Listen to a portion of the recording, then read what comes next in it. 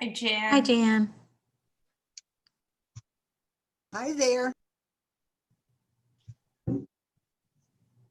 All right, so seeing that we have everybody, I will call the meeting to order at 4:31. Are there any agenda changes that we need to make? No, there aren't. Okay, great. We'll move on. And I am going to forego a chair's report this time. I'm sorry. Can I say something about the agenda? Oh no, this is not from last time. You're not talking. I'm just talking about, do we need to change the order of an item Oh, okay, on the sorry. agenda? Yeah, got that's it. okay. Yeah. So then I'm going to open it up to members speak. Do any members have anything that they? Okay, Jan? Yeah, I would just like to report that as part of the central office budget committee, I met at the central office twice with people from all the other committees and the regional school committee, and we very easily, I think, agreed with the budget that Giovanna had prepared, and we're ready to present it in January. And it came in with some changes, but still at 2.5%. So we felt comfortable with that. Thank you for that, Jan. Any other members? I just have a quick question. Laura? Yeah. About I've just had I've had a couple of parents ask me about school pictures. Is that I didn't know if that's a thing. I don't know if that's even appropriate for here, but they've asked me. So I was just put it out there. They've been asking. Betsy, would you like me to respond? Yeah, Mary Beth, you could. That would be Sure. great.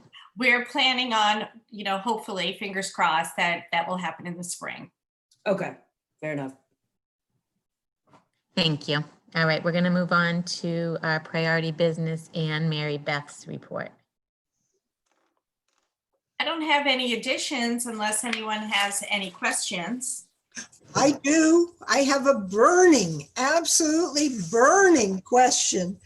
I want to know what advanced seesaw is. That's a good question. I saw that and it blew my mind. Only for the incredibly balanced. So Seesaw is the platform that our youngest grade levels use.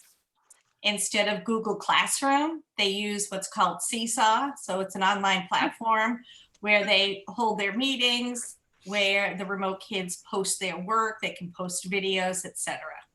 So it's just a little easier for the younger ones to be able to navigate. Okay. So the advanced Seesaw offering was for teachers, remote teachers, or teachers who could potentially become remote, to know what other bells and whistles Seesaw has. Okay, thank you. You're welcome. Great. Anybody else for a question or comment about Mary Beth's report? All right. Seeing none, we will go to, sorry, I'm kind of going back and forth from my agenda to the notes page on my iPad. Tom, you're up. So thank you very much. And tomorrow morning, I'll be having my first meeting with all the town managers, and I'll be meeting Maria. She's coming. And the purpose of the meeting is to go over, it's a typical late fall meeting for us to go over the enrollments. We are going to have some conversation about making sure that the towns understand that the numbers don't tell the whole story, particularly when we talk about school students who have decided to go and do homeschooling or other issues. And then we're going to finish up with Chris Easley will be speaking about the voting process for the high school building project. And you'll hear more about this going forward.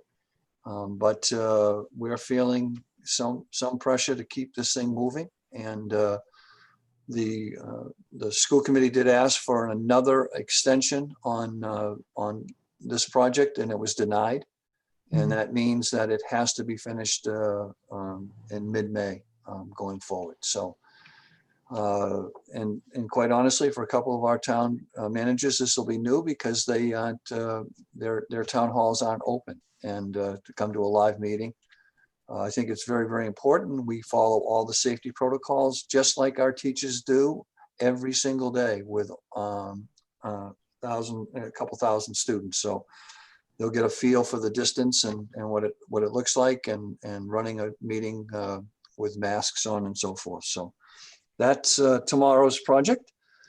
As you well know, this time of year, for particularly Giovanna and I and our building administrators, it is budgets and more budgets. I think we did 4 budget reviews this week, and we'll be, of course, bringing them back in as early as next week to continue this process. I will be talking about the 22 budget just briefly as an agenda item, but we're making good progress.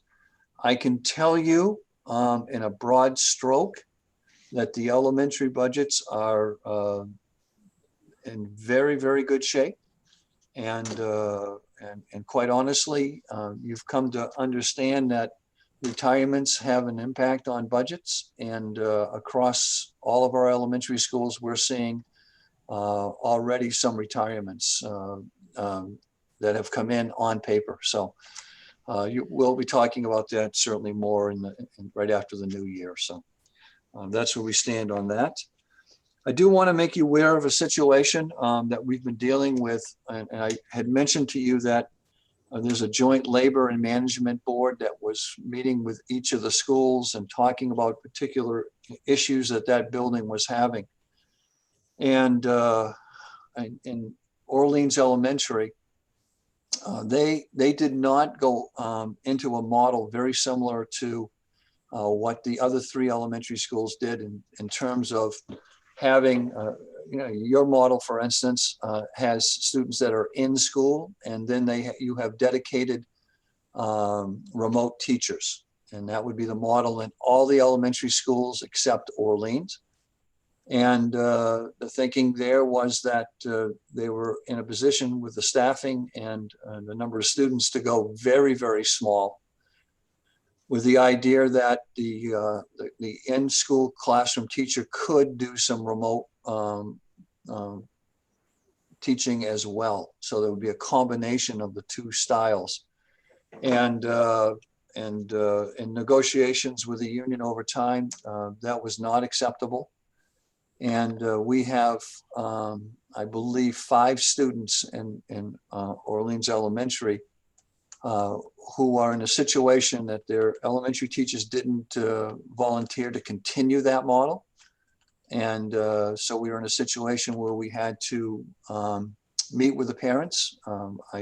Elaine Pender and I met with the parents and discussed the situation in the sense that the parents would be making a decision of potentially going back in school, or they would be in a position where we would try to find a slot open for remote learning.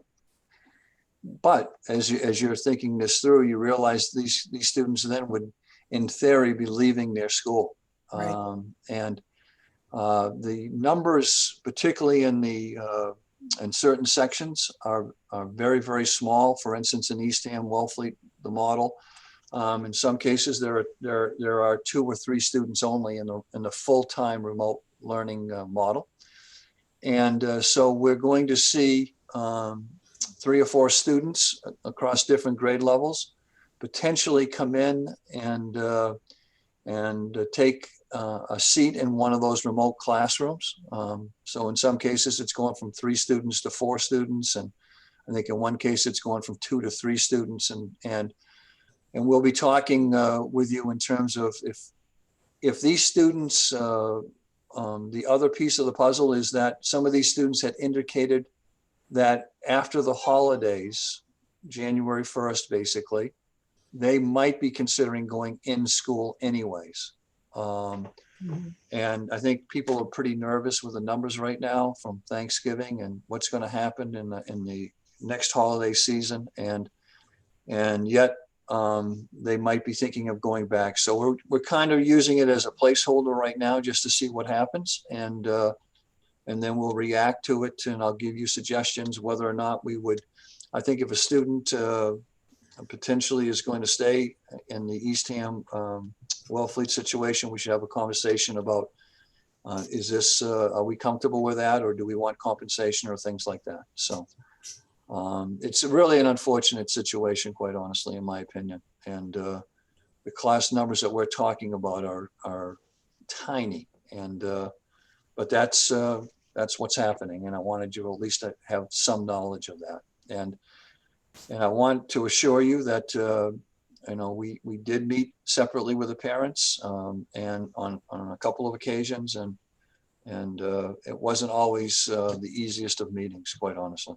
So that's what I can share with you now, and I'll be monitoring this very closely. Mary Beth was at least aware of the situation, Bill, at Eastham Elementary as well. So the other piece I'd like to share with you is that we are going back to negotiations. I did see Mort recently. He was on a Zoom meeting, and he was he was pretty excited. It was good to see him. And so we're planning on the negotiating team coming together on Friday in a Zoom meeting, and then we plan to meet with the union Saturday. We're going to be negotiating on Saturday, and we hope to get a number of hours in on negotiations. As you remember, we had started the process. We were into the items from both sides, and we're going to have to back up and get started again. And we hope to be very aggressive with our time schedule. And I'm not sure it can happen, but we would love to get some of these issues solved before we break for the holiday break. But we would have to be putting in a lot of hours, no question there. And I think that's, other than that, the central office is, as you know, Jan reports that the budget is done and at the central office level, and we're going to continue to move forward with the changes that we've made at central office. Arlen is off to a great start with us. Sarah is getting a great deal of support from Arlen with the work that she does down at with Mary Buchanan now.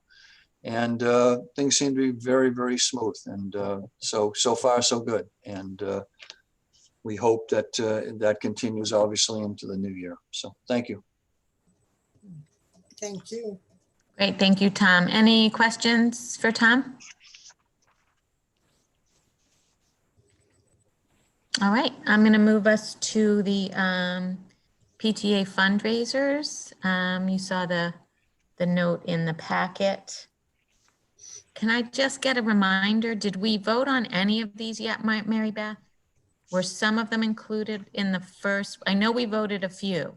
Yes, you had voted the Stop and Shop rewards Okay. and AmeriGas. Okay, so just to clarify for everybody, there was a kind of explanatory note. And so any discussion on the fundraisers proposed?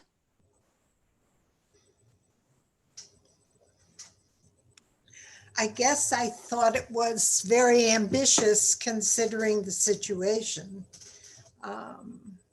It's just, everybody is just withdrawn. I think the wearing of masks takes its toll, and it must be difficult to imagine. I mean, the spaghetti supper, I mean, maybe by then people will be inoculated, but probably not, right?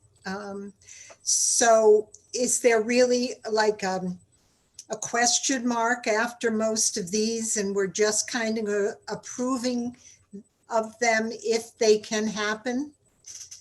Rather Yes.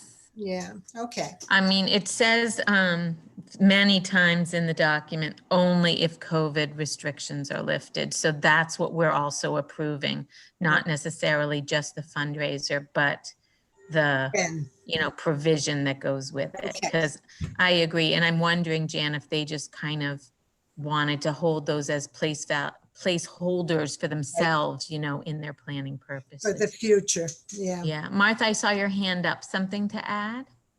No, you're good. All right. Do we have then a motion for the revised? So it would have to be a motion that sort of specifies that we've already, all the fundraisers except for the Stop and Shop and AmeriGas, which have already been approved. Okay. Yes, Jill? So moved with gratitude. Okay. And a second from Martha, I see. I second it. Yeah. Okay, great. And then, so we'll just go through, I think, Arlen, can you see all of us on your screen at the same time? So we'll just raise our hands to vote, all in favor. Great.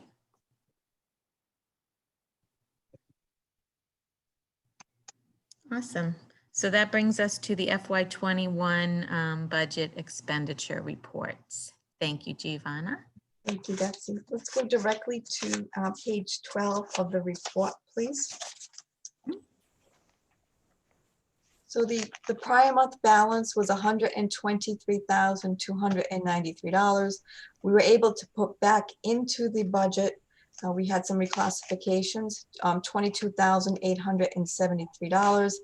We also have the school choice funds of $20,000 that have yet to be reclassified. So the balance is between the operating and what needs to be reclassified at some point. The balance is $166,166.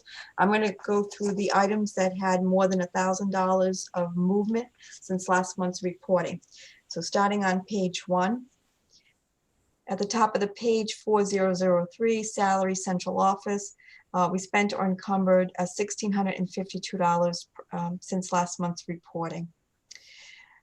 The next line item on that page, in the middle of the page, 4009, supplies general office. We spent $1,042 for supplies since last month's reporting, and that's all based on the needs of the school building. Moving on to page 2, at the bottom of the page, line item 4067, special education contracted services, medical therapeutic. Here we reclassified $37,118 of expenses directly to circuit breaker since last month's reporting. Therefore, we increased the bottom line on the budget. Any questions on this page? Moving on to page 4, towards the top of the page, line item 4070, special education salaries. Ed assistant, we were able to put back into the budget $21,552. A staff member left. We will encumber additional funds next month, but we put back into the budget $21,552. Any questions? Moving on to page 5. Towards the middle of the page, line item 4027, other instructional material. We spent or encumbered $1,880 since last month's reporting. The next line item further down, 4029, supplies general. Here we spent or encumbered since last month's reporting $7,380. And this variance is due to a reclassification of expenses totaling $6,199, which were previously charged to the town's CARES Act funds, but now are not allowed. So we had to put them through the operating budget. Okay. Any questions on page 5? I just wonder why they're not allowed anymore. The amount of money that they have available to them, they capped out, so we had to take it out of the operating budget. Thank you. Okay. So moving on to page 6, at the top of the page, 4034, instructional hardware. Same thing, we had to reclassify $6,690 that were previously charged to the town's CARES Act. The funds were not allowed to. So we had movement here of $6,690. Any questions on page 6? Betsy? Jan, sorry. Yeah, I just, so the idea then that all these modifications that we'd have to make at school would be covered by the federal government's money is just not true, correct? I mean, I thought when I talked to Mary Beth, I remember before school started, and when I went through the school to see the new arrangements and so forth, we were talking about, isn't it wonderful the government's paying for this, and these supplies and so forth. So in reality, can you tell me how much of that they've actually paid for? I would say that in reality, we may end up in the end paying about $20,000 that they did not cover. Okay, Mhm. and there's no second round or any of that, huh? Not that I'm aware of. Hmm. Okay, thank you. You're welcome. Moving on to page 7, at the top of the page, line item 4043, supplies medical. Here we had to, again, put back into the budget $9,819, and most of that is, all of that is the reclassification for personal protective equipment, $8,863, and then the reclassification of $875 of expenses, both previously charged to the town's CARES Act funds, is not allowed. So we had to take it out of the operating. Moving on to page 9, towards the middle of the page, line item 4050, overtime custodial. We spent or encumbered $1,996 since last month's reporting, and that variance is based on need for coverage for absences and COVID-19 related additional required cleaning. The next line item 4052, supplies custodial. We spent or encumbered $1,459 since last month's reporting, and that's all based on the needs of the custodial staff. Moving on to page 10, towards the bottom of the page, line item 4056, contracted services equipment. We spent or encumbered $1,069 since last month's reporting. That is my report. Any questions? It looks like a very healthy balance there, Giovanna. I don't see a minus sign, so No, I'm, positive balances are great. aren't they though? So will some of that be rolled into the budget that we bring up next? Well, it's too soon to predict with any certainty as to what funds will be utilized for any prepayments that would help us out in the FY22 budget. It's still too early in the year. Okay. Okay. Thank you, Giovanna. Any other questions before we move on? Okay, we'll go into the FY22 budget then. Is that going to be Tom? Yeah, I'm just Or going is to that- start, and Giovanna, feel free to jump in after some of my comments and so forth. I can tell you one of the big differences that you're going to see is that we're going to a folder, not a 3-ring binder. And that wasn't a decision we made just recently. Into last spring, we decided that, one, it's a tremendous amount of time and effort. And we're going to try a little bit different approach to this, where we're hopeful to have a folder in place that would, of course, have some of the key information that you depend upon in terms of the enrollment numbers, the actual budgets. We're going to have the capital budget. We'll have the operating budget. We also are going to have the directive from the town of Wellfleet, from your town hall, in terms of the expectation of what these budgets will come in at, and a few other documents. And our plan is, we've had now a couple of meetings with Mary Beth, and we think we're pretty close. And we'd like to still use a hard copy with you. And we're thinking that before we take our vacation, we might have well fleets all ready to go. And Mary Beth has said that she would be more than glad to, if we brought the copies up, to have them in the school, and you could swing by and grab your copy and take some time with it over the vacation break. So that's the thinking right now. I will tell you that, and Jan, to your point, and I know you were focused on the operating budget with that question. The real money potentially is in retirements, and why I say that is that typically we are. I hope you got that document I sent to you that we were ranked 18th in terms of Yes. districts and central offices across the state of Massachusetts. And that's really important for us to be a very desirable district for people to consider working in. And so once again, as I open my opening remarks, we'll be monitoring the distinct possibilities of probably having one of the higher numbers of retirements across the district that we have seen in a long time. And Thank you. there's nothing wrong if the best teacher is a 12-year veteran teacher and we want just a superstar. You know, we've always felt that we had to get the best person in the pool. Well, we also at times are looking to balance our staffs in lots of ways. And at the very least, we go in with a master's 5 salary when we talk about replacing positions. And so I think you're going to see that this will come into play for all of the budgets across the district. And you'll see that on the first presentation when we get our next meeting. So thank you. Great. Any questions for Tom?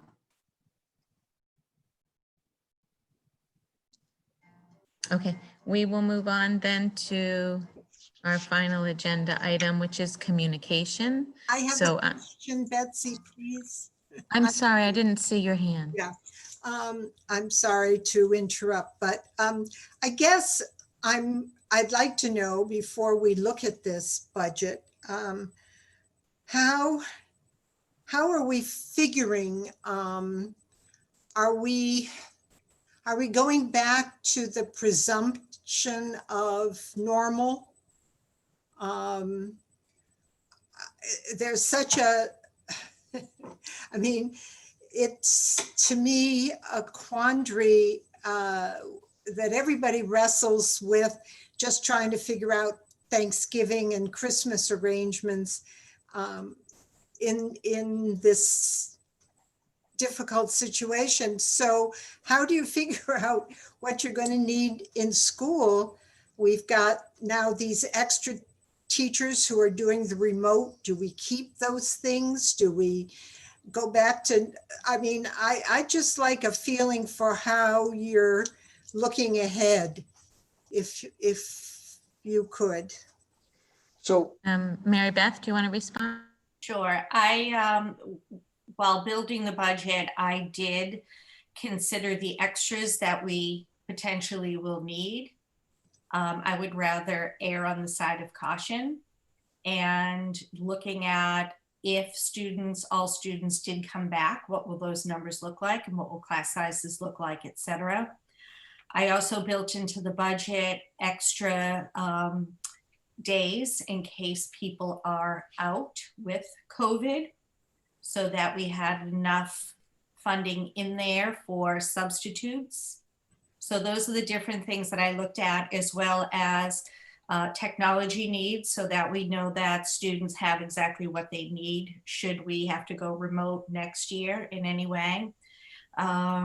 And then, of course, when it comes to custodial overtime and things like that. So when we had 2 students come back into the building, Right. it prompted that we had to move that class to a different, larger room. And so that work needed to happen outside of the student day.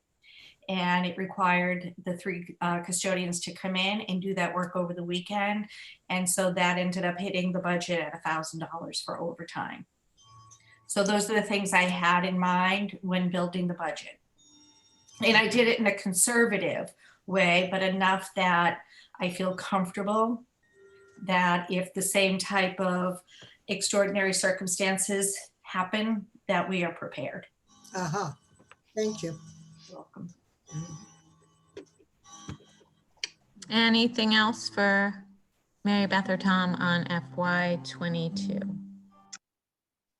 Martha?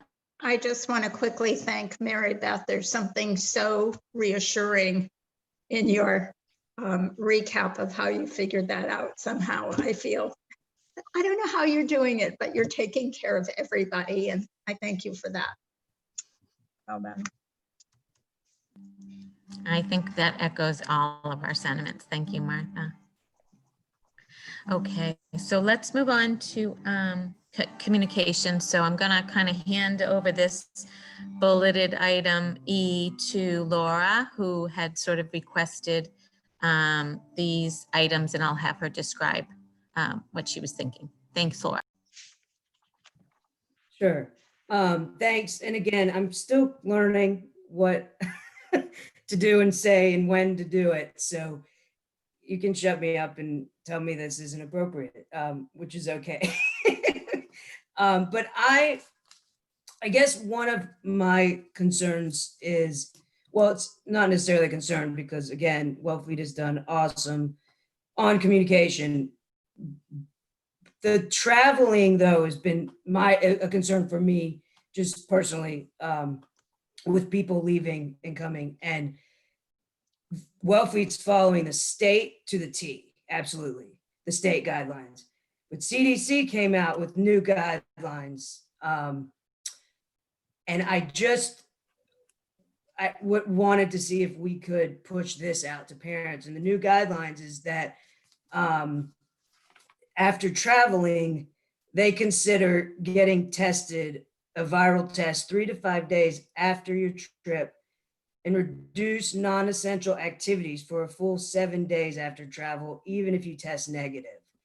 I know we can't force it because it's not our state guideline, but I was just wondering if it's something we could push out to the parents in a, sorry, dog, it's probably male. Something we could push out to the parents in a, during the break, daily, by, every other day. And the reason I mention is because Provincetown did it, because my boys were in pre-K at Provincetown, and they requested or recommended of parents to keep their kids home if they traveled. It's just something that, again, I think the traveling, we've been doing so well in Wellfleet, but the traveling scares me. And so it's just something I was wondering if we could do. And I don't know how we do it. If we've had, I don't know, but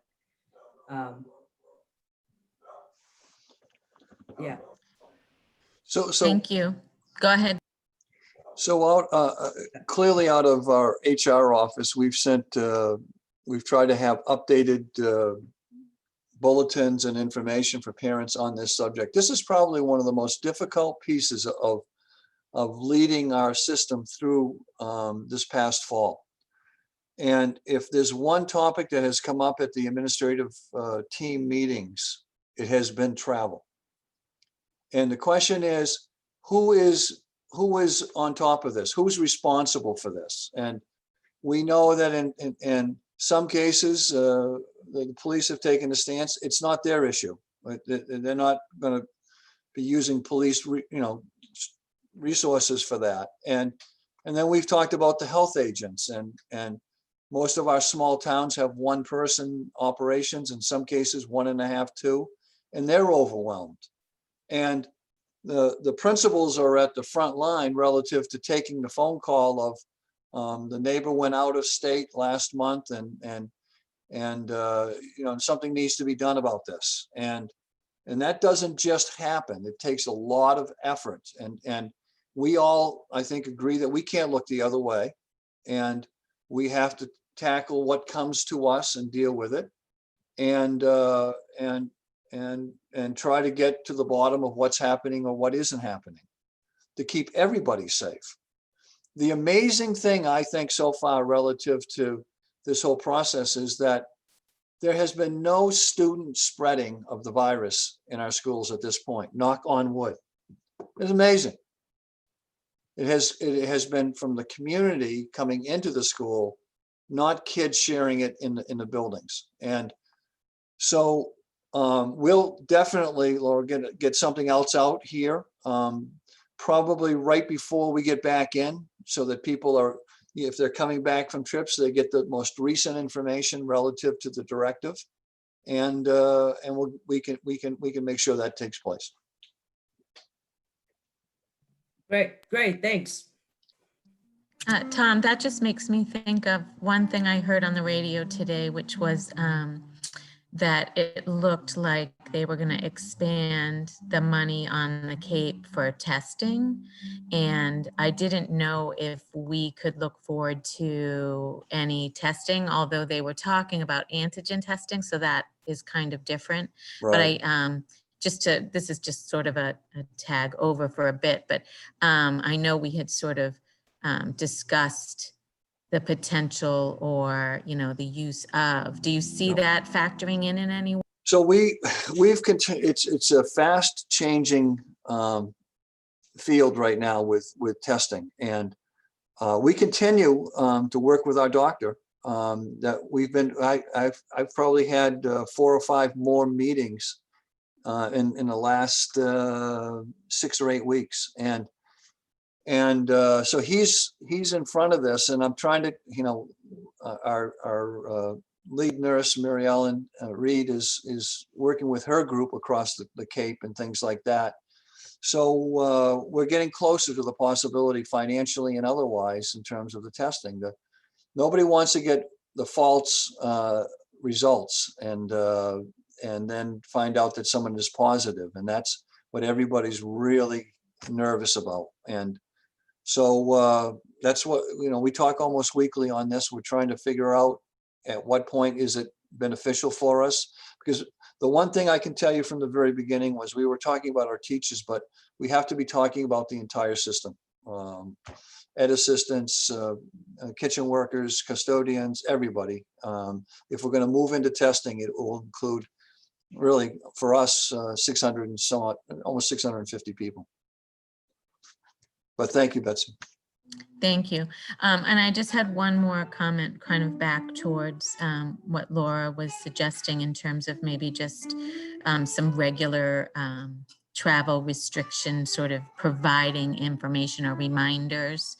I do appreciate the communication to parents on, or actually it's probably school committee members, on wherever cases are happening. And so I think that's coupled with this, I think the best we can do is sort of educate people, and if we send out some consistently spaced reminders, everybody's not going to read it every time, but you might catch some people along the way. Yeah. Mary Beth? And that's precisely what Claudia and I have been doing, is as soon as something comes up that is updated and it was sort of vetted and approved, either from central office or the nurse leader for the district, then we send it out in a Parent Square message.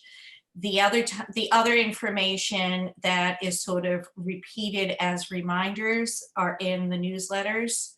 So what was just in the information, the newsletter for November relative to traveling, et cetera, gathering for Thanksgiving, that hasn't changed yet. So I have that included in the December, the next newsletter, January, so that incorporates if you had traveled over the holiday, along with the hyperlinks to the travel orders, to the forms. All of those links are hyperlinked right in there. So we're checking it daily, the Massachusetts site, the governor's site, to see if anything has been updated. Just today, the nurses received from Cape Cod Healthcare that they're seeking school nurses to conduct the contact tracing. So, because they're so inundated, just asking, would you volunteer to do this for your building, just to have another person working on that. Any family that we suspect or that we know travels, we're small enough to be able to make those one-to-one phone calls to get clarification and to verbally be able to remind them what the travel orders and what the expectations are. And then we follow up with an email that includes all of those documents. Martha? Yeah, the other piece of this is all, I'm glad Laura brought it up. I'm feeling like our safety circle is getting smaller and smaller as I'm finding more people that I know who have been either tested positive or who have been in contact with somebody who has. It's getting closer and it's alarming. But the other thing I wanted to say is, as we're looking at the holidays and travel, also, we perhaps should be saying, and maybe we are, and I just haven't seen it, how about people traveling to visit families from other states, aunts, uncles, cousins, family members, friends, whatever. It is impactful as well, and something to be considered as we're communicating our concerns.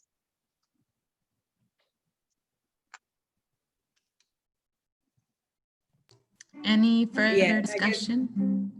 Yeah, so again, Wellfleet, you're doing everything you should. I mean, it's nothing that, and I guess my biggest issue is with the state of Massachusetts, because to me, when they're saying 72 hours before you return to the state, you can get a test, to me, it doesn't make any sense. They could have Christmas dinner with 20 people in Tennessee and get tested 2 days before that and come back. And that's where I am like, so again, it's not Wellfleet. It's not, I want us to do everything we can. And so whether it's sending reminders as you have, but just keep it up, because, and if there's other recommendations, then, to send out, because the state, in my mind, it's not making sense. So I guess that's where I'm kind of, so anyway, that's where I am. Any further discussion? Okay, so Laura also wanted to talk about a way for us to communicate our appreciation to the staff of West. So I'm gonna let you start this one off for us, Laura. Yeah, again, I've just been so happy with everybody, staff and teachers and administration. And I don't know if this is possible, but for us to show appreciation, whether it's a gift card, I don't know if that's allowed. I don't know if it's something, on behalf of the board. I don't know if that's something we can do. We've got some extra money, right? But is that something that we can do? You mean out of the as budget? the board? What's that? Laura, you mean out of the budget? I mean, I don't know. No, you can't, you don't know you how- couldn't take it out of the budget. Okay. Because I'll say my sister, who's been teaching, they were able to do it, her board. She was able to get their entire school in Chicago got a $250 Amazon gift card, which is what made me think, wow, that's pretty nice. Wow. So that's why I thought I'd bring it up to see if it was allowed on our end, but understood. I just, I appreciate that sentiment, because I was on the PTA for many years and we worked so hard to try to figure out new and fun ways to appreciate our staff. And I know they'll continue to do that. So that's PTA. Okay. So PTA will probably work on that. Okay. Got it. Yeah, I would think that. But I think if you're feeling strongly about it, I think there's nothing better than writing a very heartfelt card to the staff Right. that you can send, or I am happy to compose something that we can all sign our names to. That'd be great. If we wanted to do that on a monthly basis, each take a turn, just so that it's not this one-off, like, thanks a lot, we appreciate you, but we could make a Right. consistent effort if you wanted. So any discussion on that, we could make a plan there. Anybody want to tag on?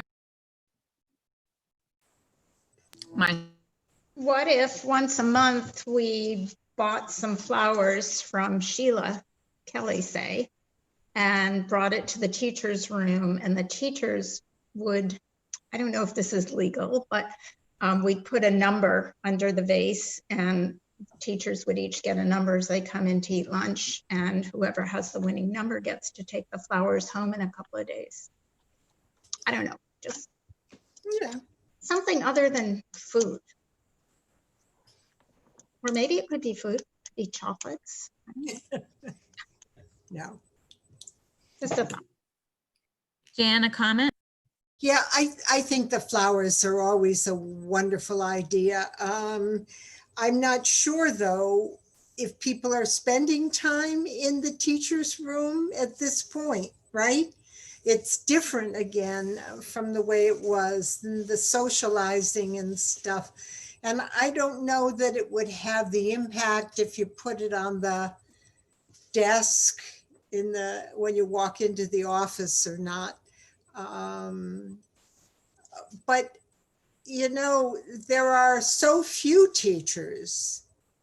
Well, and then what about the aides and what about, I was thinking that we could maybe, but when you start thinking about everyone who deserves something, the numbers go up pretty appreciably. And maybe the note is the best thing.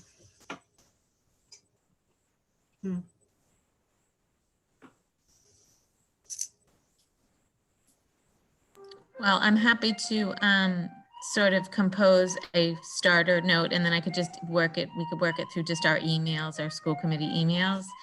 And we can maybe decide whether we each want to do one or we just want to, I'm happy to write and have you guys sign. So shall we work the rest of that out over email with just conferring with each other that way? Does that sound okay? That As sounds long good. as we're not disobeying open meeting law doing that. I don't see how we could, but Yeah, that's a personal, you're doing it on a personal level, okay, not from a board standpoint. good. Okay, so I'm going to write myself a note that I'll start us off and I'll compose a letter.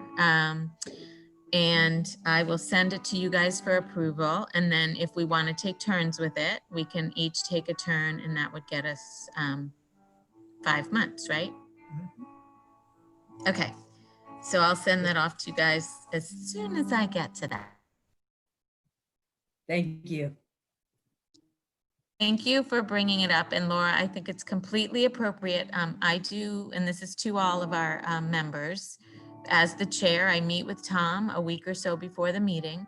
Yes, we always have the agenda item, which is future agenda items, but sometimes we do come up with something back in our own homes and after we've processed. So, you know, a simple email to me with, I had an idea, could we, and then I can propose it and we can make a decision and I can, you know, let you know. Okay, got it. Okay, moving on to Cape Cod Collaborative with Jill.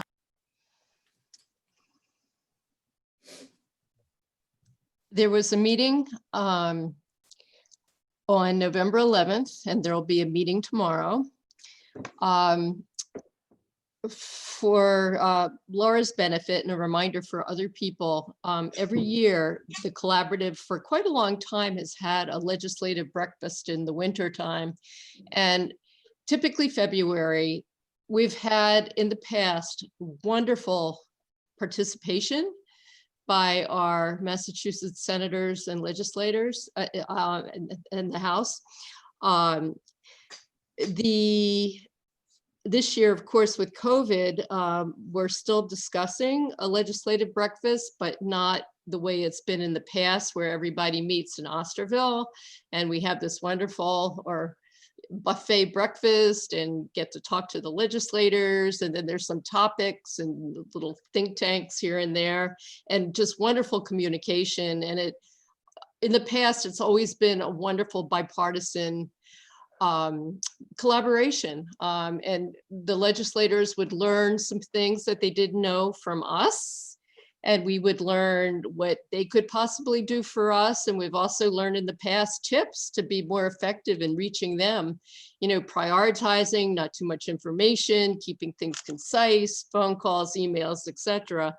So there's a little subcommittee that is brainstorming how we can pull a legislative, not breakfast, but a gathering virtually with legislators.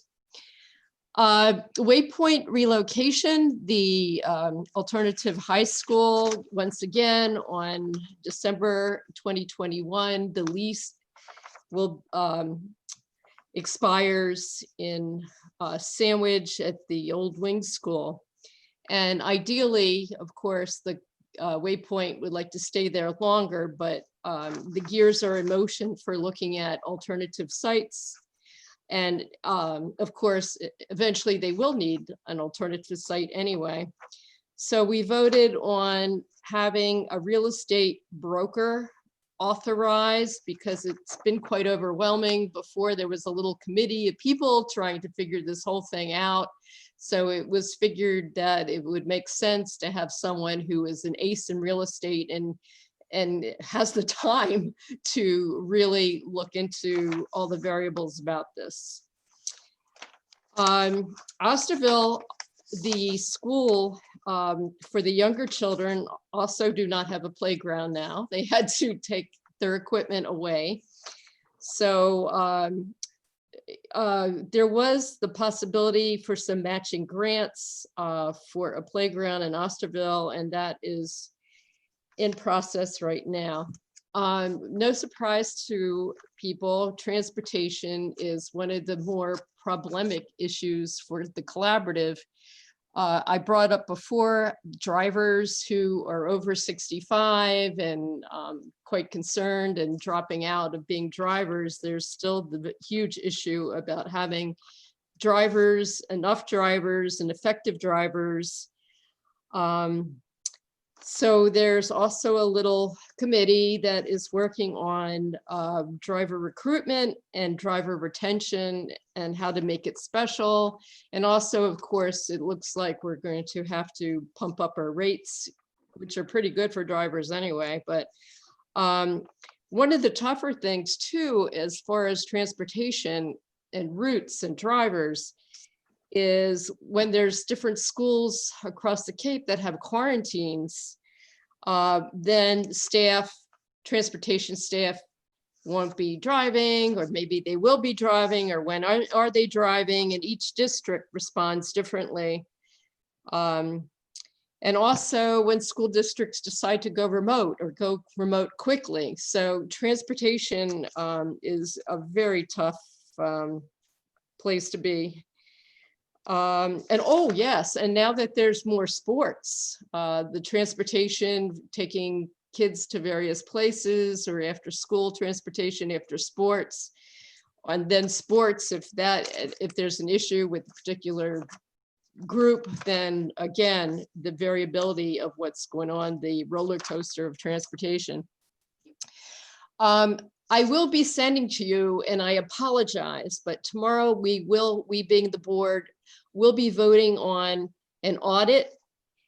We looked at the audit. The audit looks good. There's no problem. This is a yearly thing, an audit.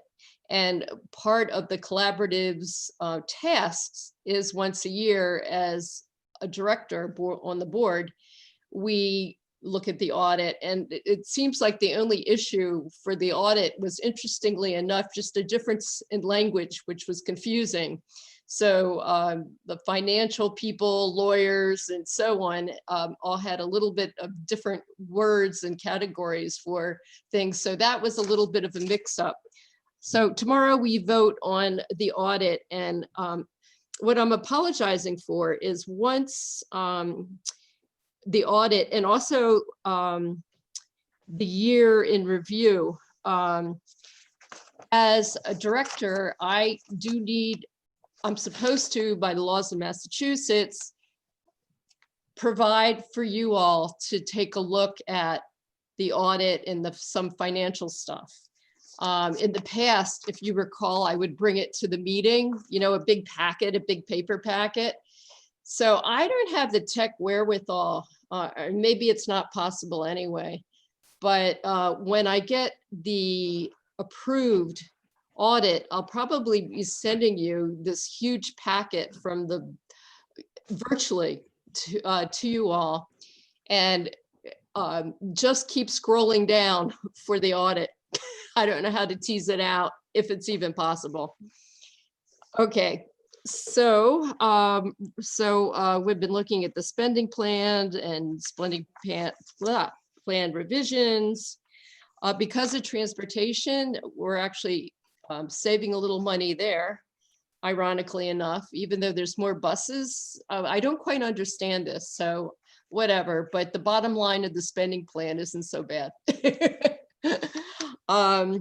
But of course, the collaborative being the collaborative, even before COVID, it would be contingent upon the rolling population. So somebody might be in the alternative high school program for 3 months, and then boom, you know, there's a need to have a child very quickly in another program. So it would roll anyway with a lot of variables. In special things that the collaborative offers, just some information for the sheltered English immersion. There are over 30 participants taking the grad class, and 30 people also includes all over the state, not just the Cape. Also for the modern teacher, the professional development that teachers can take virtually, there's 10 districts enrolled in it, plus 1 charter school.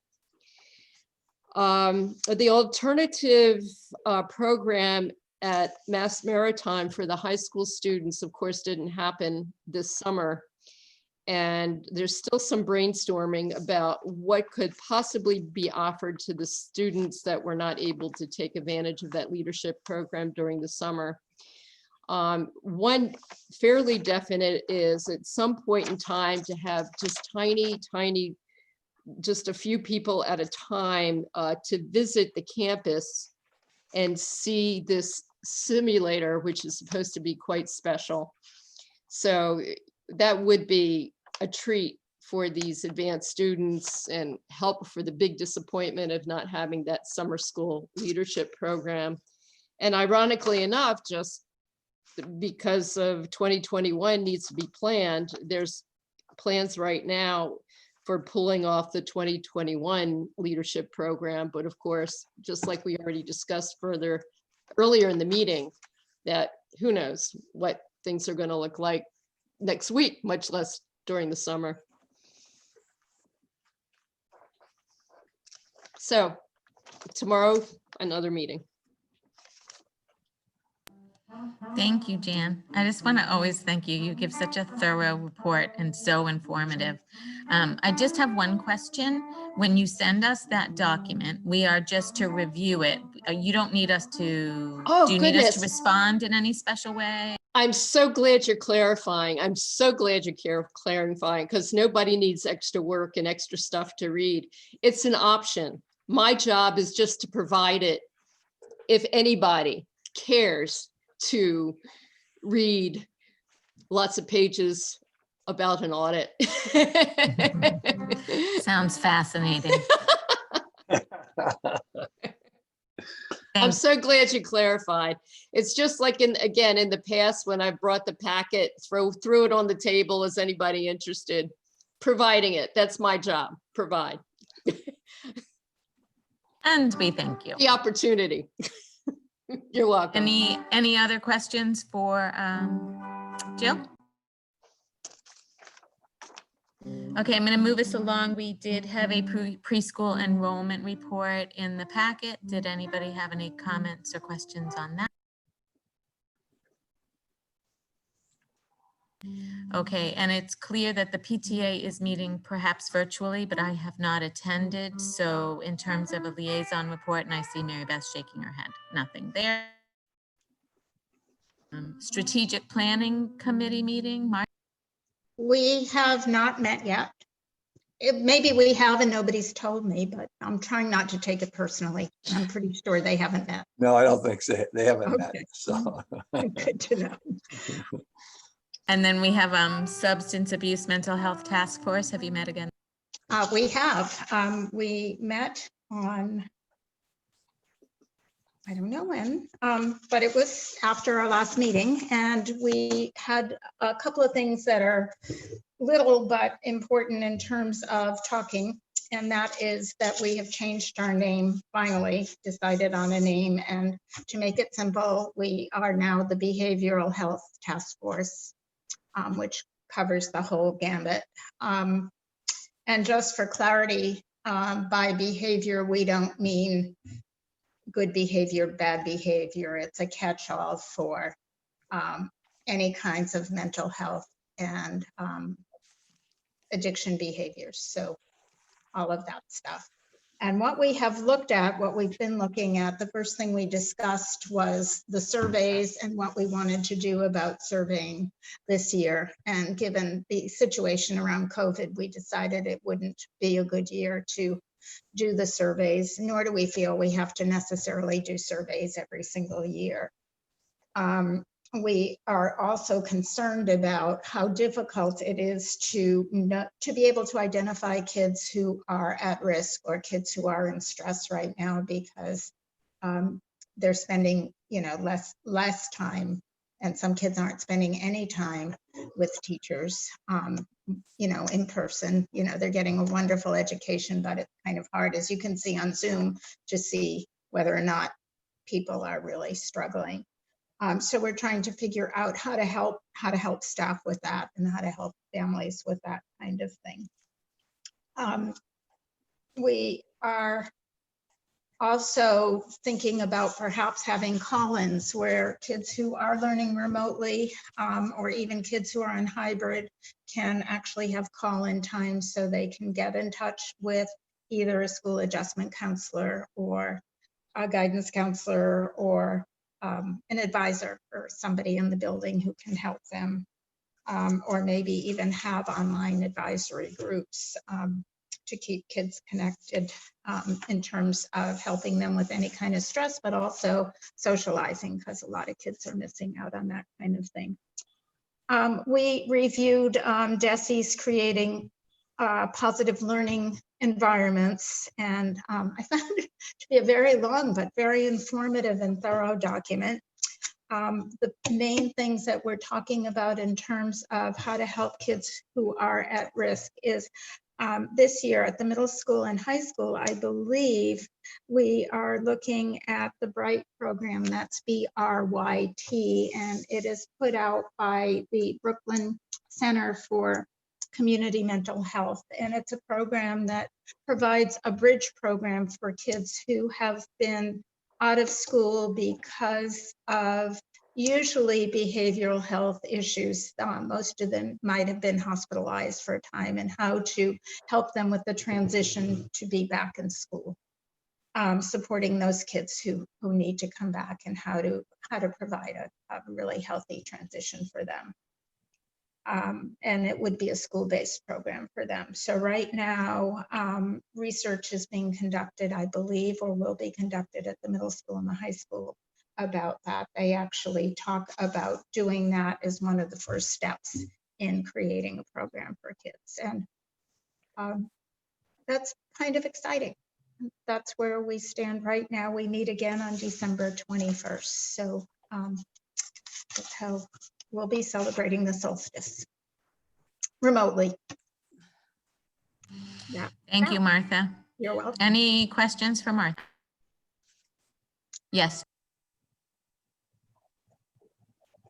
Just a thought, because the Waypoint Alternative High School program, Martha, probably has some resources for sharing, because it was initially started to work with all kinds of resources, not just curriculum and education, but also social emotional, to give high school students the support to go back into their high schools But my guess is that it might be worthwhile to get in touch with, not you personally, but for the committee to think about the Collaborative's alternative high school program and some of the tools they might have. That will be helpful. Yes, for sure. Especially if they have tools that can be used in our schools so that it is a school-based program for them. But yes, that's a great idea. Thank you, Jill. I appreciate that. Thank you. No, thank you. All right, enough of that. No, I'm just kidding. Martha, you disappeared. Oh, you came back. Okay. I'm sorry. Looking at the agenda, we're on wellness. Nothing there. Okay. And then future agenda items. Does anybody have anything? Martha. Of course, the troublemaker. I am still, my mind is still trying to wrap itself around what happened in this town in terms of our CARES money and how it was spent. And I wonder if somehow we could get some more information about whether the same thing happened in other towns. And if so, how can we make sure that if and when more money is sent to Wellfleet, we get what we need for our kids and our staff. I don't know how to put that, or even what our role could be in that, but I'd definitely like to consider a discussion about it.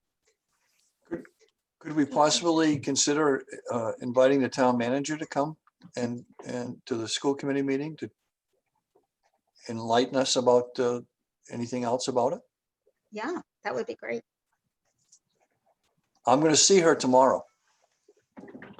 And it might be a nice way for her to, just introduce Meet, us. So yeah. that would be exactly. great. Awesome. So Okay. I'll speak to her tomorrow about it, if you're okay with that. Absolutely. I think that would be great. Excellent. Jill.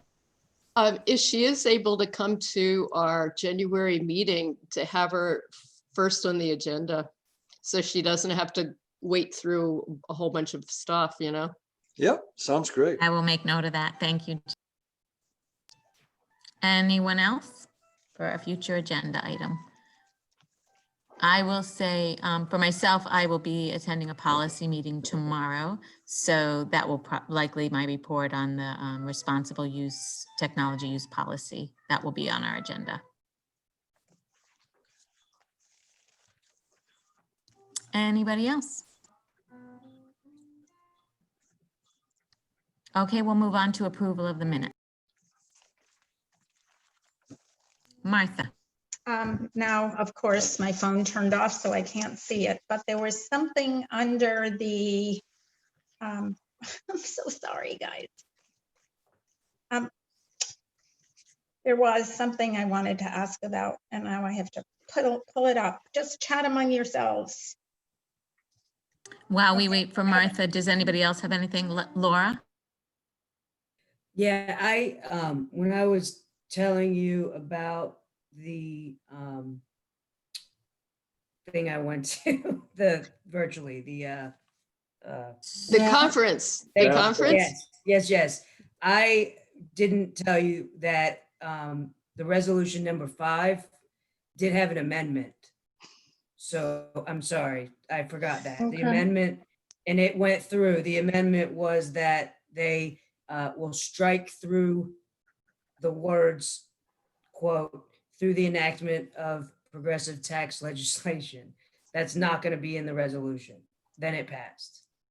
Does that make sense? So I forgot to tell you that amendment. Okay. Thank you. And I thought I saw another hand up. Martha, are you ready? And Yeah, I then am. Jill. Okay. Martha, Go then ahead, Jill. Martha. Yeah, because I'll lose it again. Under the strategic plan report, it says Martha Gordon reported that the school council is using the strategic plan to help with social emotional planning for the upcoming years. It isn't, it's for the SIP, the school improvement plan.